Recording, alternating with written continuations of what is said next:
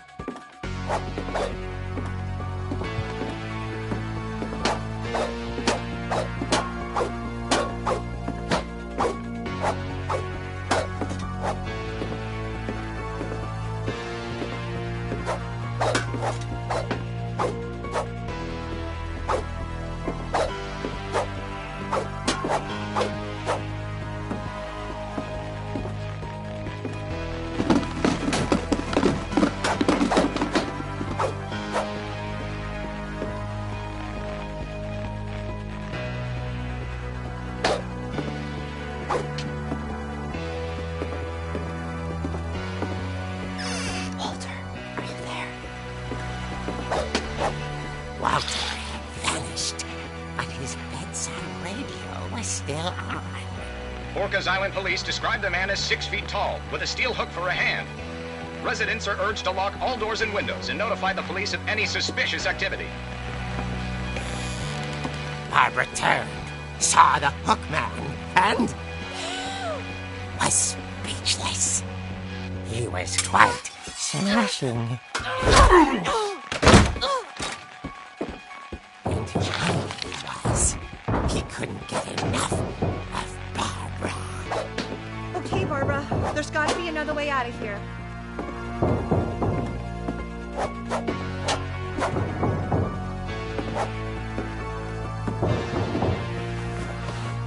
That night, she played her part beautifully.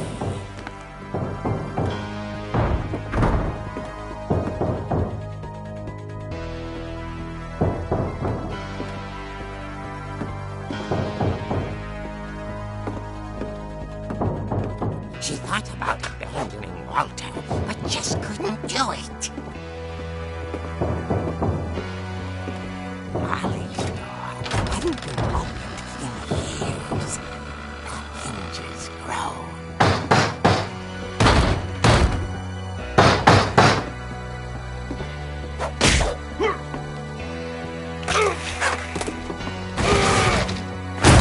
He wasn't moving, but she sensed the story might not be over yet.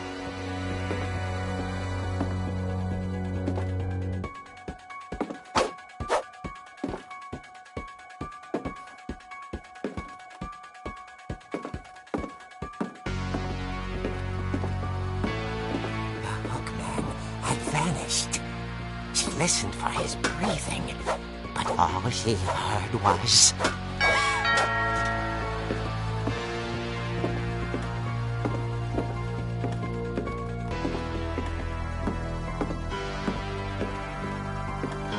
At the door, she heard whispering. It was coming from inside the house.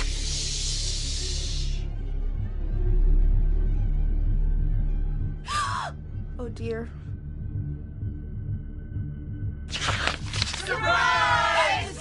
Bravo, Barbara! You were wonderful!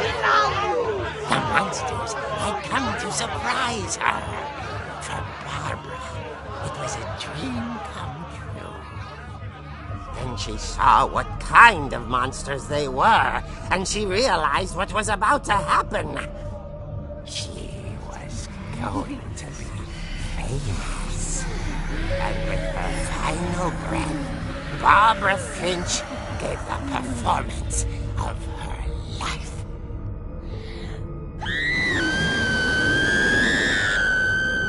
I wasn't there myself, but I hear Barbara was magnificent. Poor girl. She had a taste for stardom. But unfortunately, so did her fans. Of course, the police blamed it all on poor Rick, who disappeared the same night. And little Walter, hiding under his bed the whole time. He took it all pretty hard, but that's another story. As for Barbara, tucked inside the music box was all they ever found of her. Her ear. Now that's what I call a real eerie tale.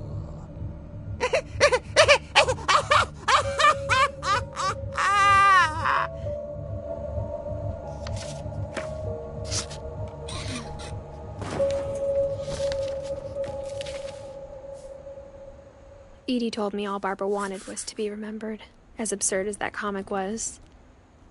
Maybe what Edie saw was a happy ending.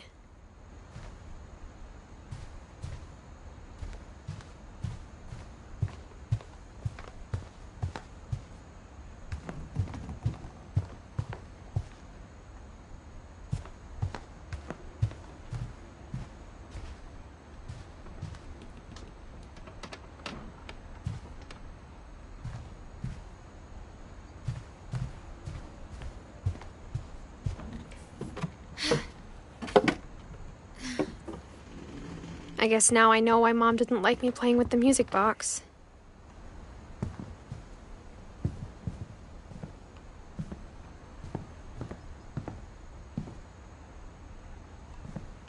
It's funny. All those times I played with the music box and never found the basement key.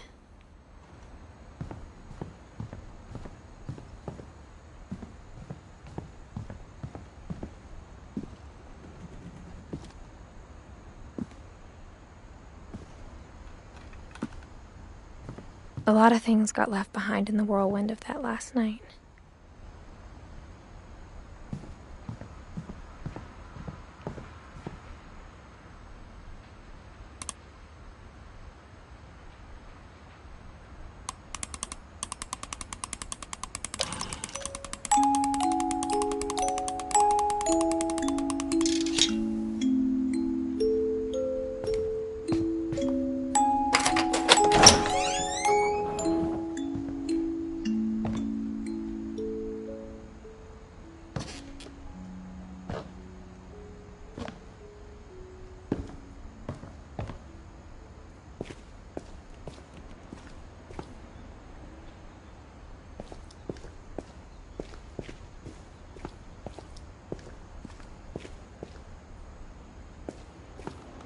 Mom said the basement was off limits, unless I wanted another tetanus shot.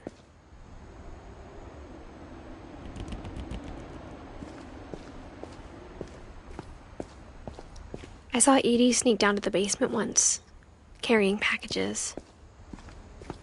I thought maybe she was hiding presents.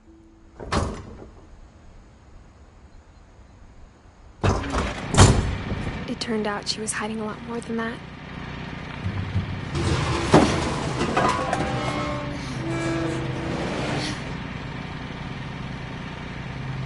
I remember asking Mom once about where Walter had gone. She said after Barbara died, he got as far away as he could. If there's a pattern in all these stories, I think it's that none of us has gotten very far.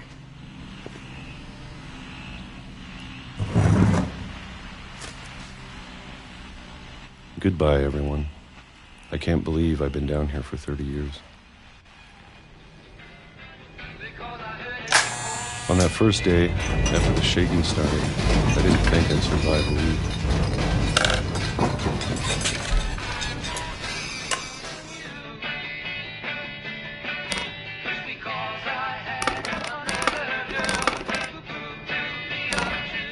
But after a few days, I settled into a routine. That's what kept me sane. Having a schedule, living for today. I always expected to be dead tomorrow. But if you wait long enough, you get used to anything.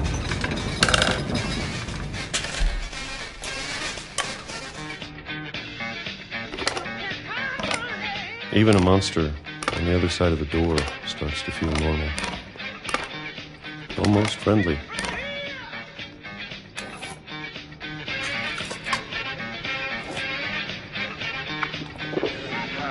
And then one day, everything just stopped. Whatever that thing was, it was gone. Maybe it got tired of waiting. Or maybe I just got tired of being afraid.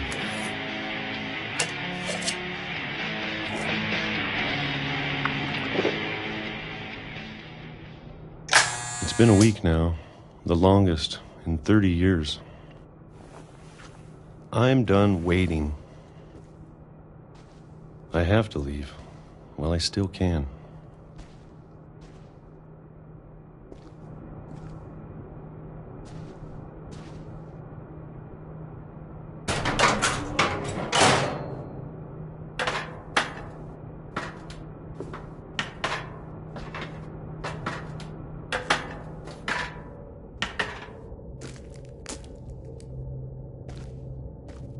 I know it's out there, somewhere.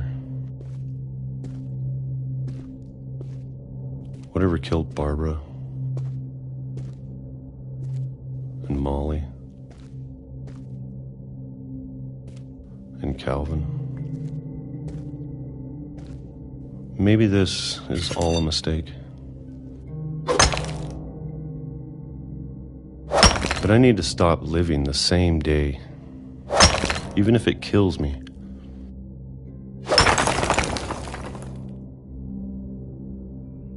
Whatever's out there, I want you to know I'm ready for it. I'm going to appreciate all of it, especially the food. I don't mind if I only have a year left, or a month, or a single week. I'd be happy with one more day. I can already imagine the sun on my face.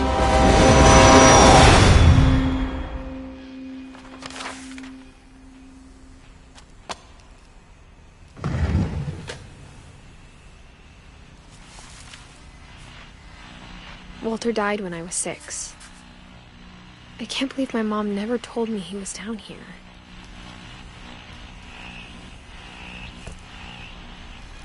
I'm sure my mom was trying to protect me.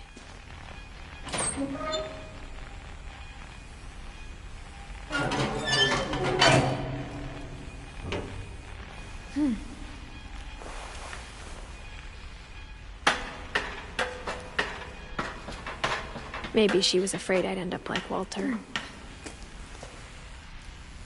But if she never told me about an uncle under the house, I can only imagine what else she was hiding. I don't want to make the same mistakes she made.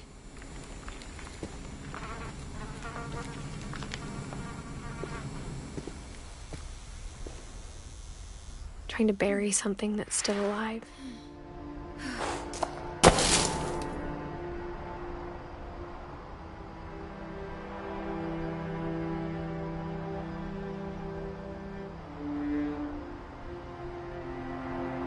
Now that there's only one of us left, or maybe 2, I thought it was time I heard the stories for myself. and found out what happened to everyone else. But now I'm worried the stories themselves might be the problem. Maybe we believed so much in a family curse, we made it real.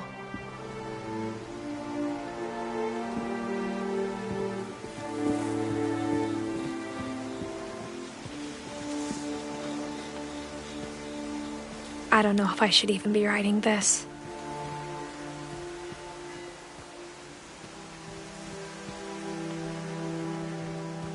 Maybe it'd be better if all this just died with me.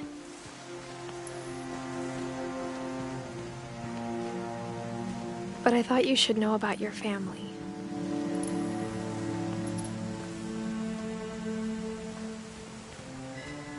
And the history you're a part of.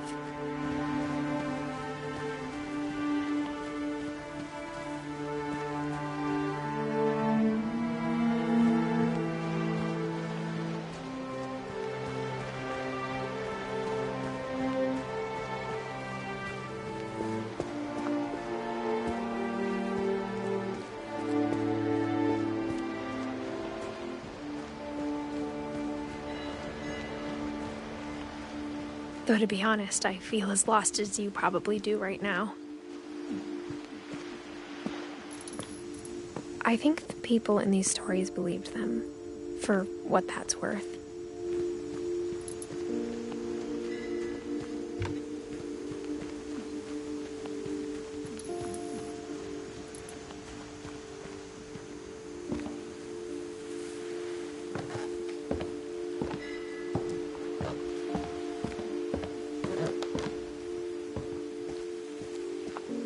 And when you look at the house, that history of imagination and stubbornness and madness, any of it seems possible.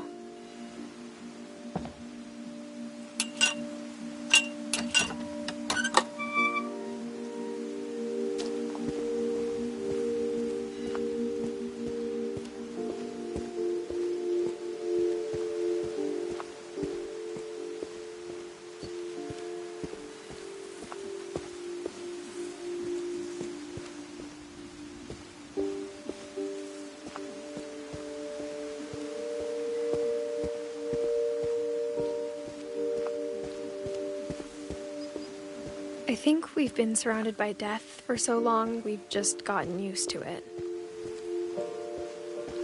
What kind of family finishes building a cemetery before starting the house?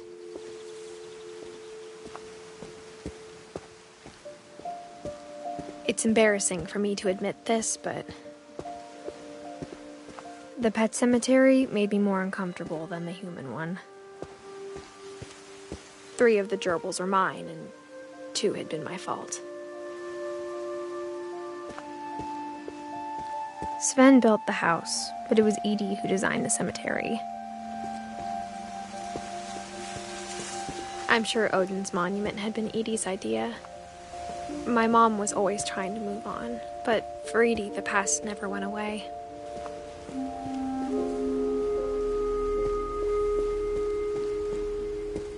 She could see it poking out of the water at low tide.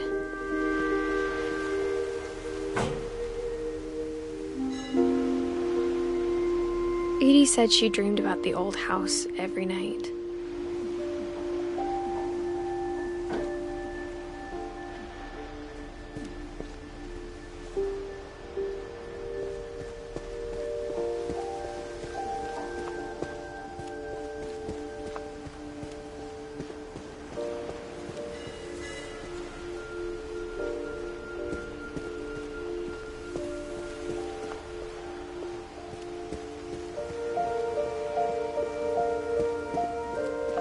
Edie's side was always easier for me to understand.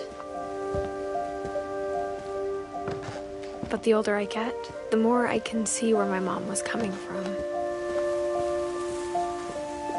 Her dad had been pretty strict, but it wasn't enough to save her brothers. She was just trying to do better. She lost 2 of her brothers, just like I did. I get why she tried so hard to protect us.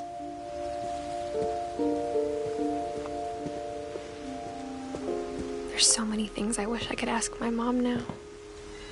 Part of me thinks this is what she wanted all along. For me to come back someday and find everything out for myself.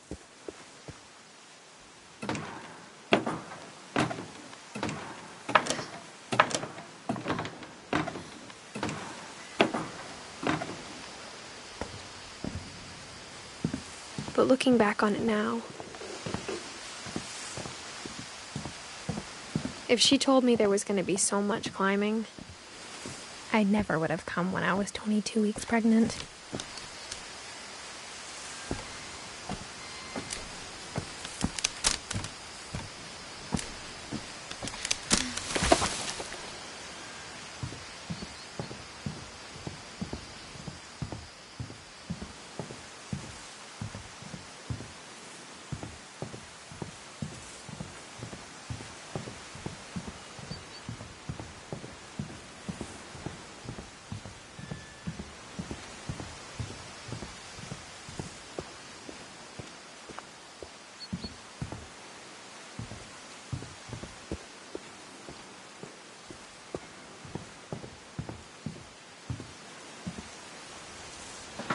I never met Grandpa Sam, but I think he and my mom had a lot in common.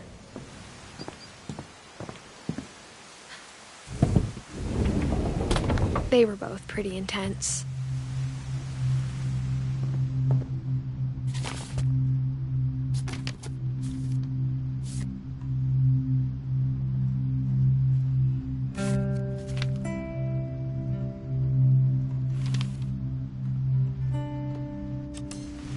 Dawn, I promise, you'll never forget this weekend.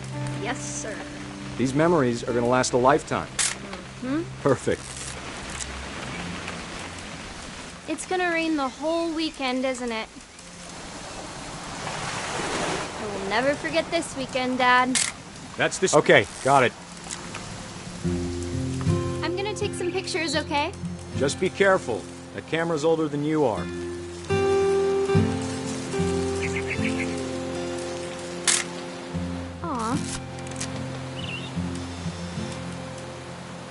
You're right, Dad. It's starting to clear up. Still freezing, though. Definitely should not have drunk all that coffee. Hey! That's a keeper. I'm just saying, I'm not always gonna be here, Dawn. You'll need to remember this stuff, if you want to survive. I'll be fine, Dad. You know who else thought he was gonna be fine? Some guy who died. Dawn, I'm being serious. I know, Dad. You're always serious.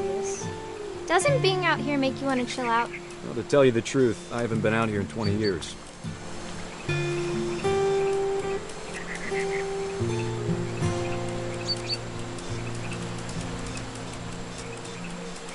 Last time I was with my brother Calvin. Man, that was a great trip. Dawn, don't you think you could find something more interesting to photograph? Your grandpa Sven taught us how to fish, how to build a fire. We found an old logging trail. Dad! Good eyes, Dawn. Before you take the shot, let me get a picture of you.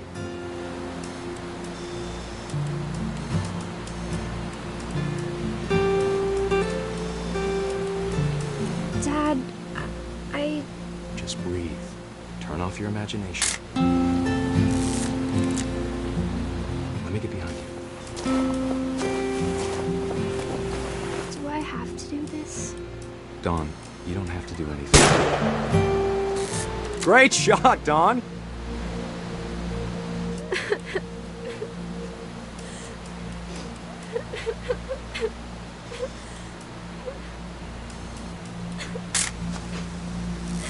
I'm proud of you, Dawn. Always remember that, okay?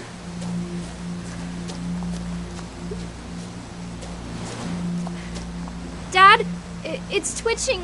I think That's it's totally normal, Dawn. Just focus on the camera. Try not to think about... Dad!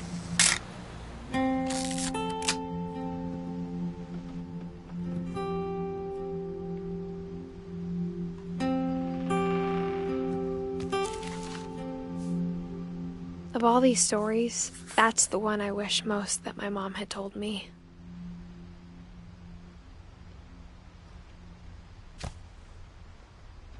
Sam spent his life shooting photos, but Mom said he got nervous being in front of the camera. I guess we're all afraid of something.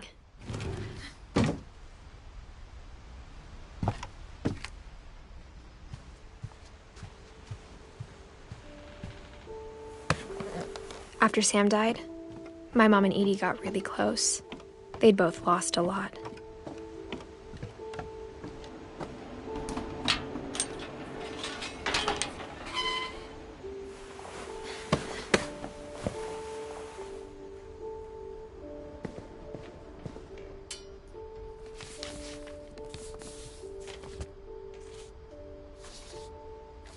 Dear Kay, do you remember the way Gregory used to laugh when he thought he was alone? Like something funny was happening, but only he could see it. I think he saw things the rest of us don't.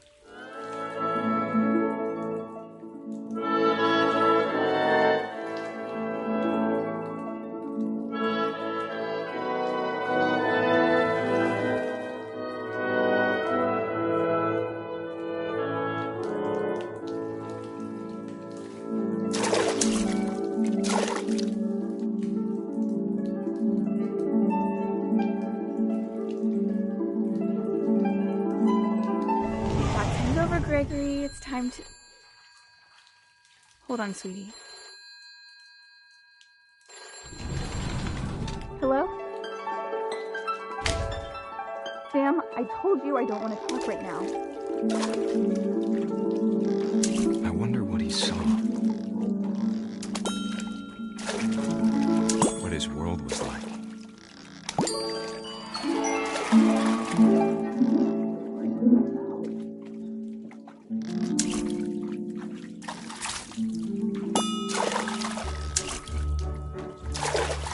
Reminded me so much of Calvin. Lost in his imagination. Whatever it was, he saw.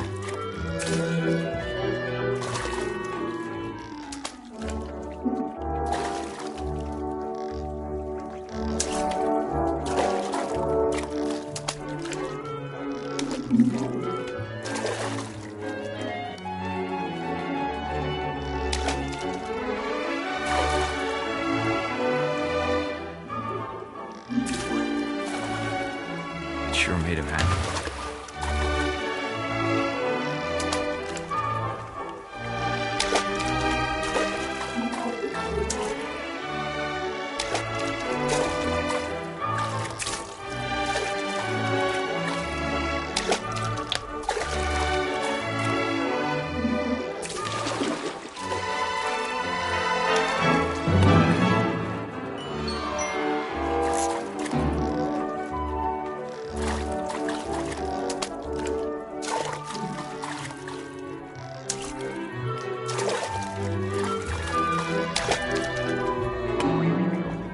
I know how silly it sounds.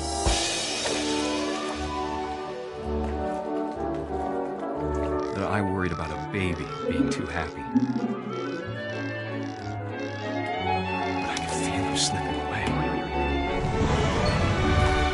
Sorry about that, Gregory. I know you did everything you could.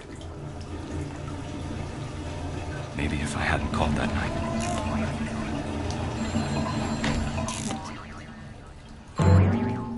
Hold on, I don't want... I wish he could have told us about the world he saw.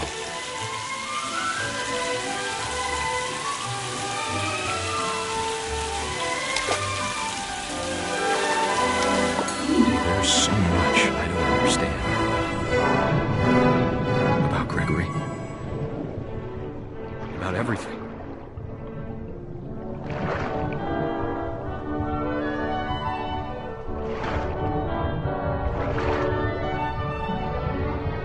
But I know what happened wasn't your fault.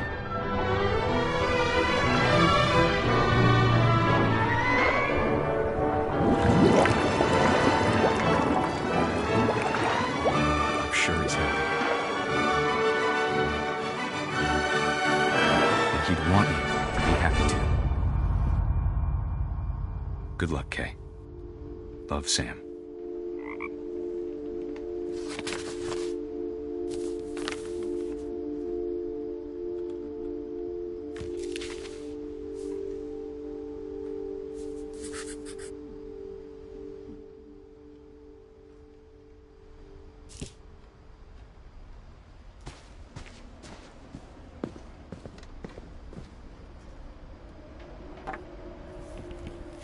A poem for Gus, who always said the wedding was a bad idea. Our father never hit us kids, at least not very hard, before the day my brother said with teenage disregard that he'd be dead before he'd see a wedding in our yard.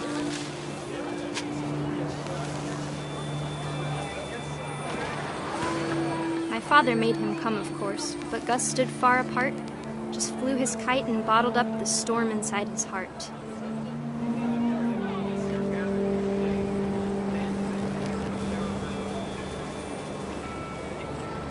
I tried to talk him out of it, but though he'd never met her, we don't need a stepmom were the words that I now pronounce you husband and wife. You may kiss the bride.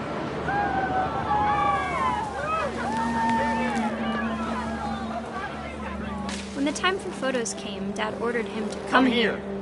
But Gus declined, and as a sign held up his middle finger.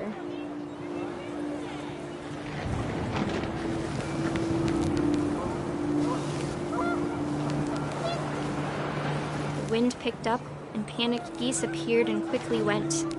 But all the humans did that day was go inside the tent.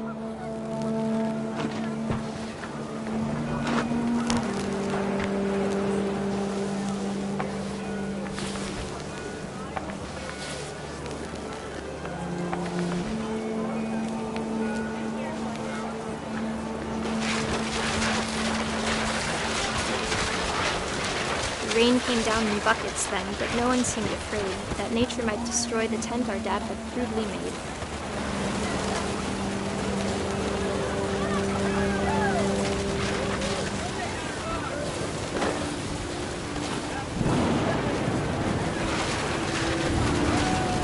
Thunder sounded much too close and full of angry power. But all my father said to this was, "Make the music louder."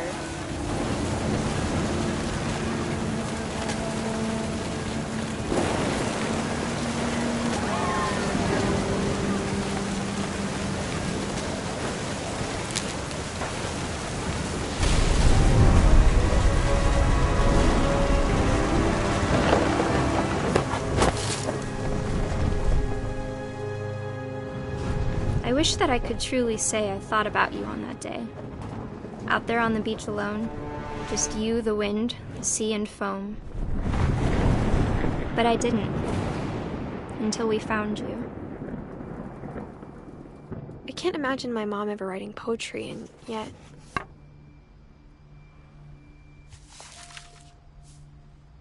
She never talked about him, but Mom told me once if I was a boy, they were going to name me Gus.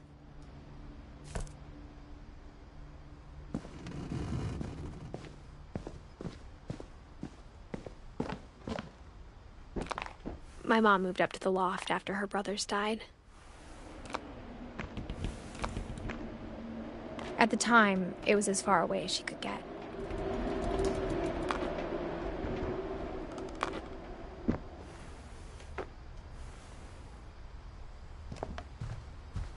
She spent a summer building houses in Calcutta, where she met my dad, Sanjay.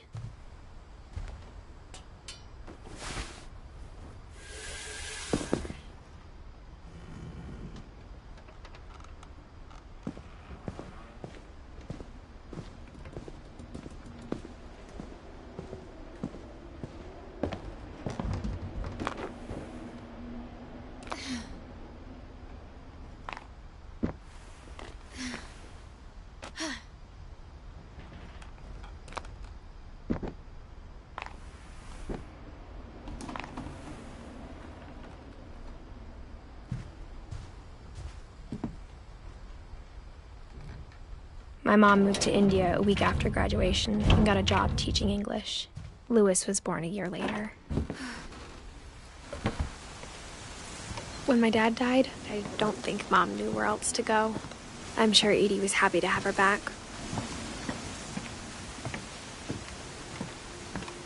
The house had to get a little bigger, but Edie was used to that.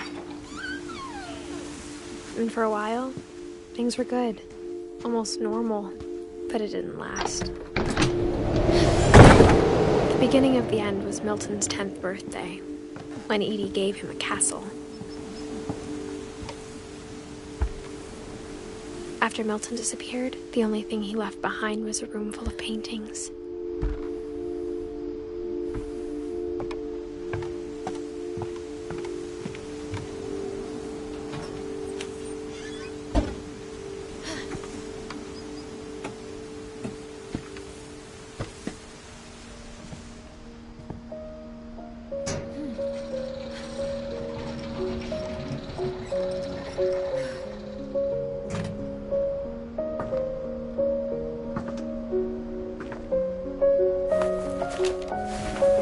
Milton Finch in The Magic Paintbrush.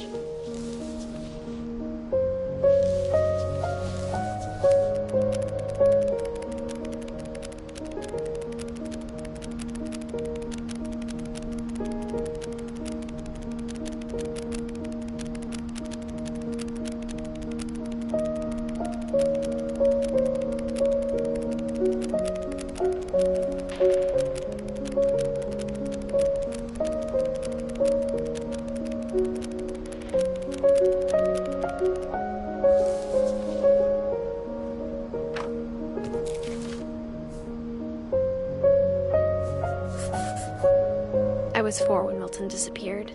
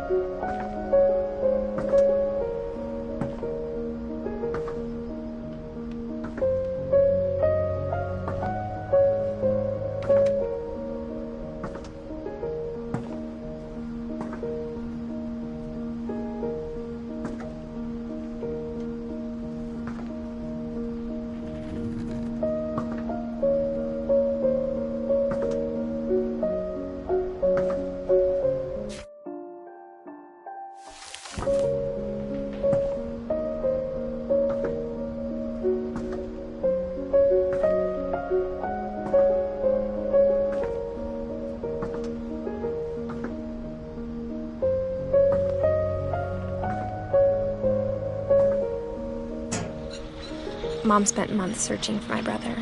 Then she sealed the doors.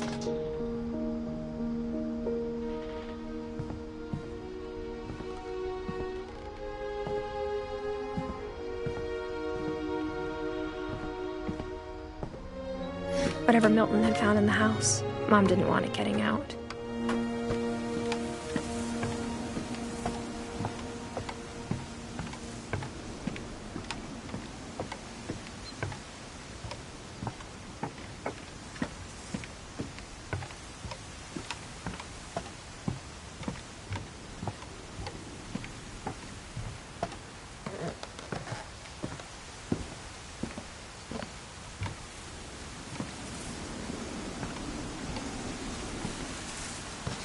Mom definitely blamed Edie, but I think Louis blamed himself.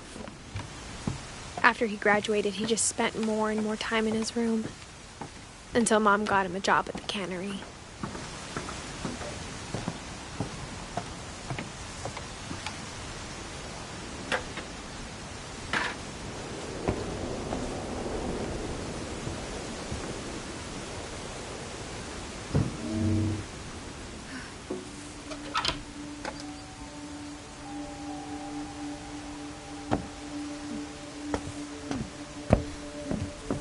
Louis's room smelled very, very familiar.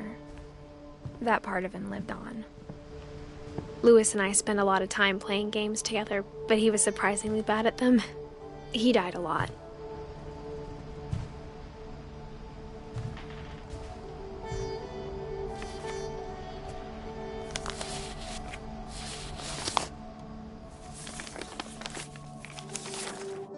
Dear Mrs. Finch, as Lewis's psychiatrist, I can understand your desire for an explanation. As I see it, the trouble began in January, shortly after we convinced your son to seek treatment for substance abuse. Newly sober, I believe Lewis first noticed the monotony of his daily life.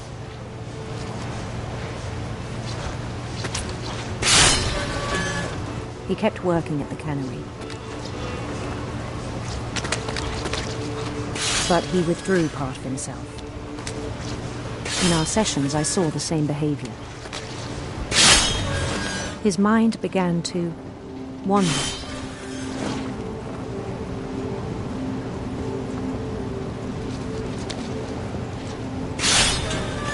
I asked him to describe it. He said he started small, imagining a labyrinth. He'd feel his way about. Then something moved. Bats. And toads.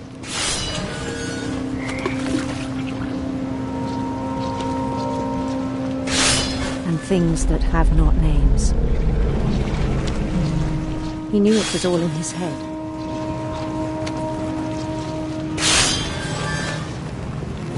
But he took it very seriously. I had hoped he'd find himself.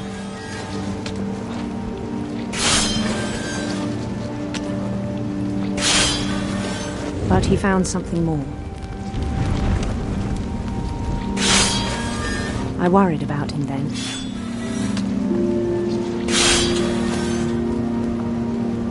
Daydreaming at the cannery, I spoke with his boss.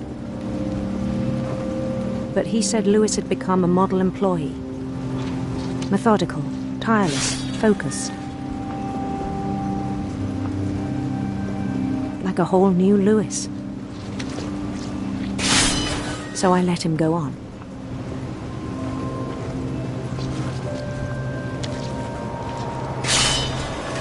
I even encouraged him. It seemed very promising at first. He told me he'd made a new friend.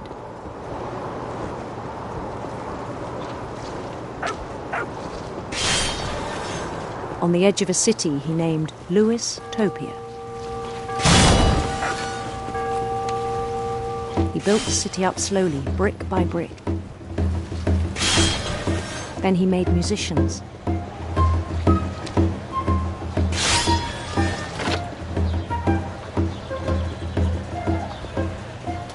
And songs for them to play. He talked about starting a band. And he was always humming something. Every day his imagination grew stronger.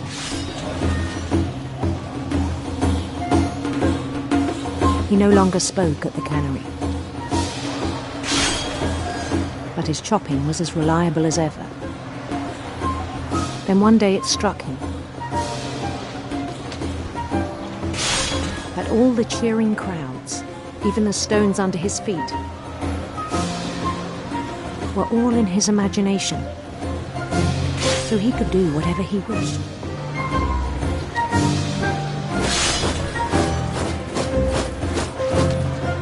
He held an election for mayor. And he won. They begged him to stay, but his mind was already wandering. It became a game for him.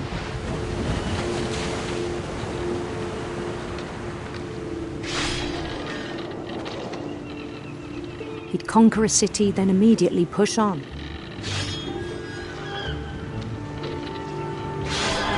New Louisville.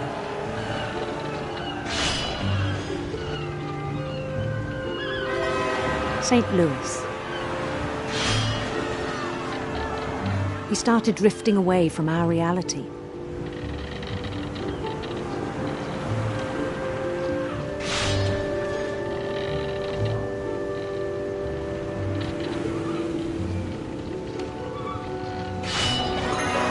Minneapolis. Until one day he forgot to go home from the cannery. Even as his mother pleaded with him, part of Lewis kept sailing on.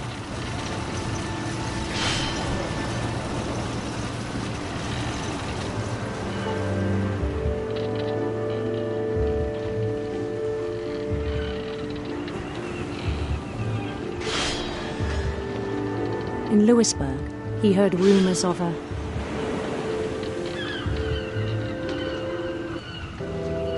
handsome queen.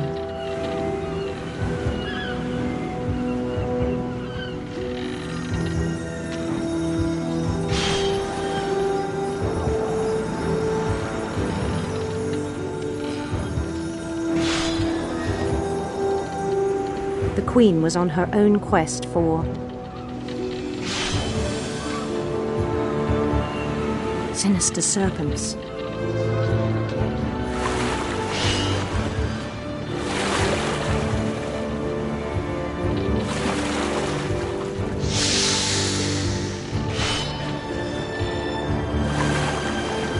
He followed the sound of her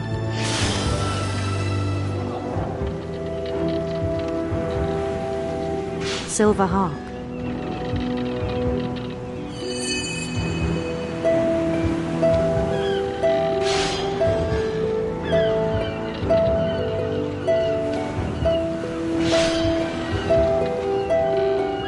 His chase led him to a golden palace east of the sun and west of the moon. Even then, his logic remained sound.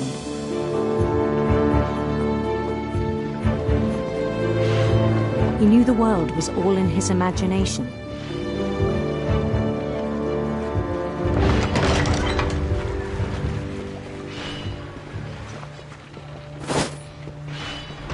But he was so proud of having created it.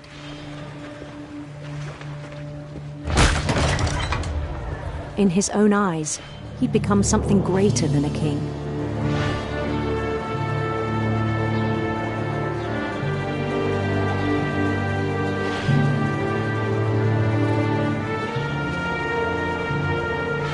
For someone who'd never known success in the real world, I think it was overwhelming. And then it struck him that the real Lewis was not the one chopping salmon, but the one climbing the steps of a golden palace.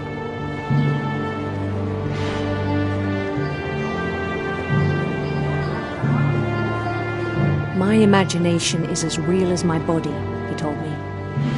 It was hard to argue with him.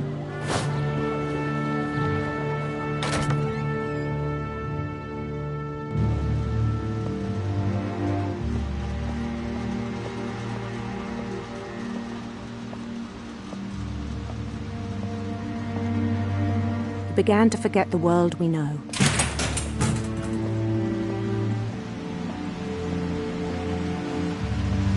I think it pained him to remember Lewis, the cannery worker.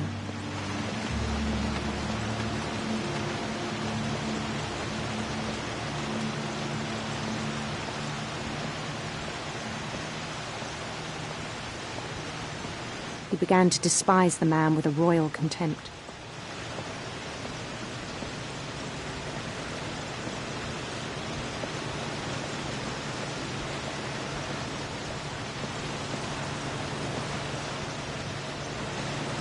I still thought I could save him.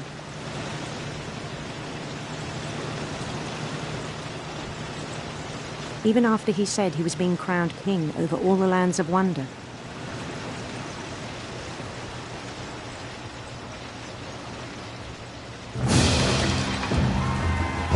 The palace would be packed with his companions.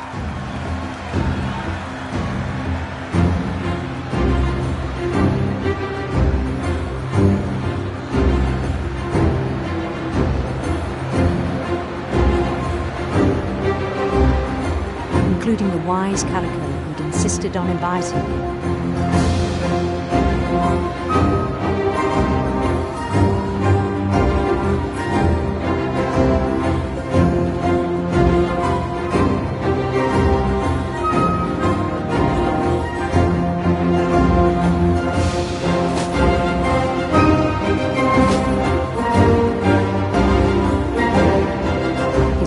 waited, holding his crown.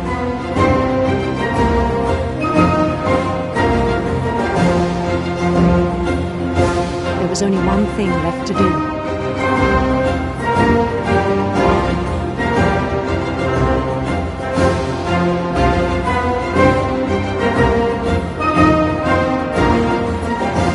Bend down his head.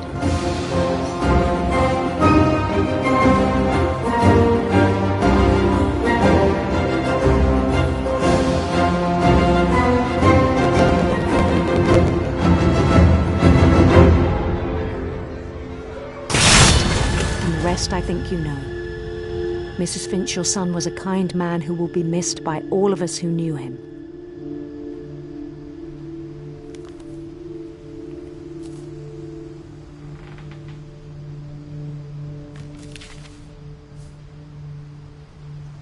My brother was really cool.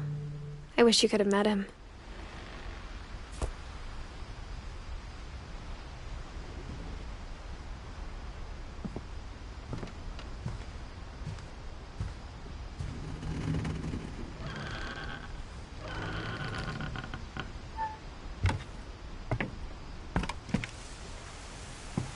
On the way back from Lewis's funeral, my mom told me to start packing.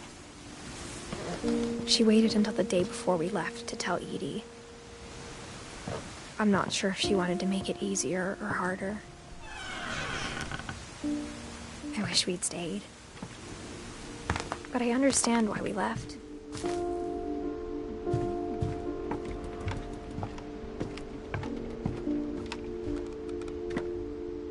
My mom ended up leaving everything behind.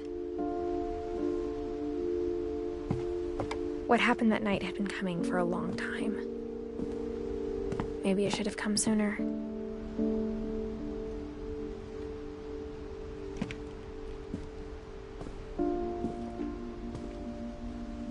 But it had to end one way or another. All that's left now is to tell you about that last night.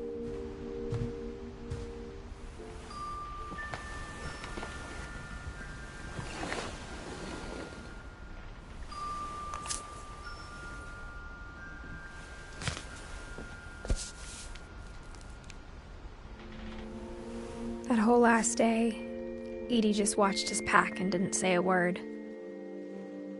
Until supper, when she raised her glass and said, "To our final night together, and all our final nights apart."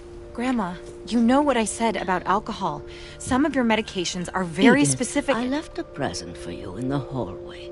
Why don't you go open it? The grown-ups have to argue now. I'm sorry, you're right. We're all leaving tomorrow. Let's just enjoy our last... I'm not leaving. Edith, you're excused.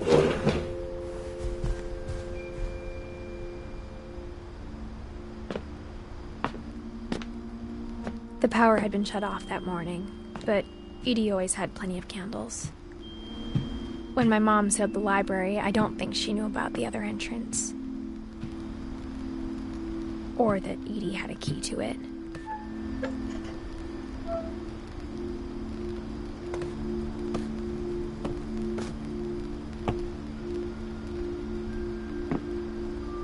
That thing you're afraid of isn't going to end when you leave the house. Edith has a right to know these stories. My children are dead because of your stories.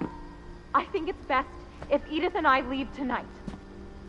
We'll have the nursing home send a van for you in the morning. Okay? Dear Edith, there's so many stories I wish I could tell you, but there's only time for one. This is about what happened on the night you were born. That night, the tide went way, way out. It was the first and last time I ever saw the old house aground. There'd been an earthquake out in the middle of the ocean. They called it the lowest tide in 1,000 years. God, it smelled awful. You know, I've seen that house every day of my life.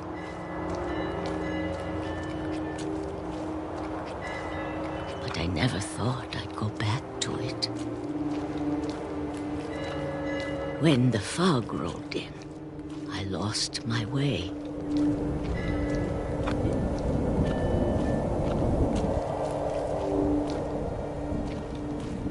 I got turned around.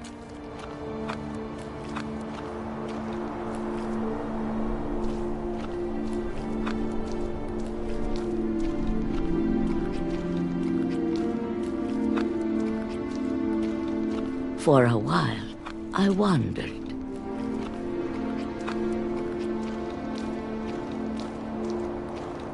I started seeing things.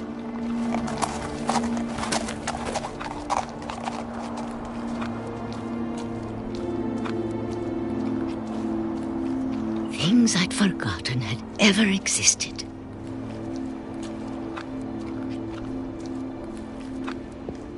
But when I saw them, they felt like old friends. That night, a lot of things came back to me. Or maybe I came back to them.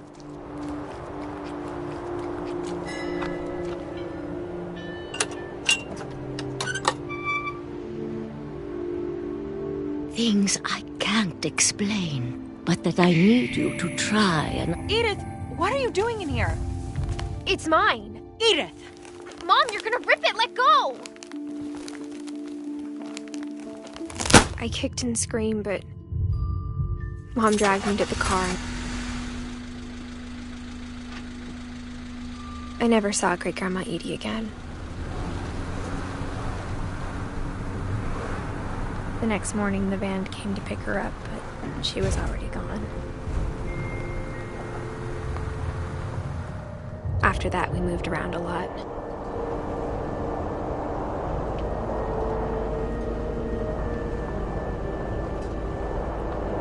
We both tried to make the best of it.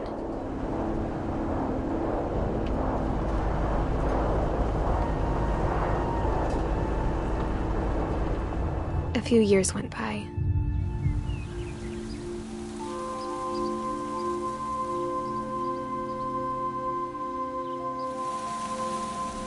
My mom didn't like to talk about it,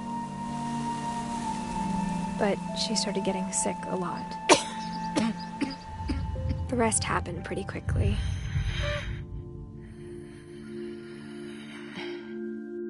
She got better for a while, and then she didn't.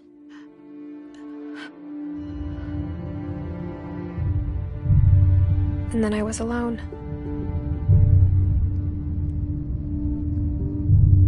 The last Finch left alive.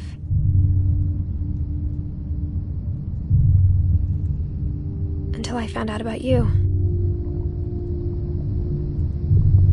I'm still not sure what to tell you about all this. If we lived forever, maybe we'd have time to understand things. But as it is, I think the best we can do is try to open our eyes.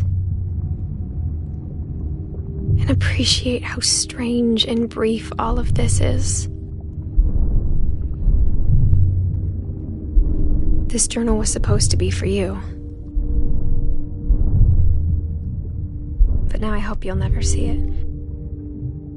I just want to meet you and tell you all these stories myself. But I guess if you're reading this now, things didn't work out that way.